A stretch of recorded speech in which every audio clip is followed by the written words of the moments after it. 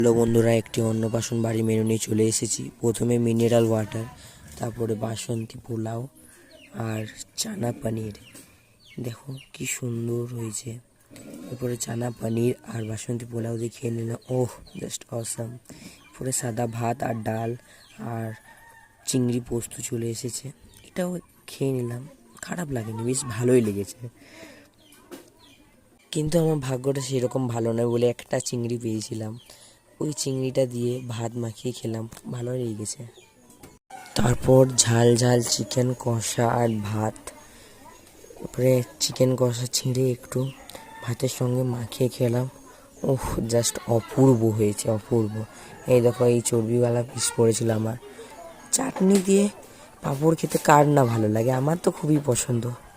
তারপরে মিষ্টি খেয়ে নিলাম, লাস্ট পাতে মুখশুদ্ধি আর আইসক্রিম। চলো বন্ধুরা, পরে ভিডিওতে দেখা হচ্ছে, বাই।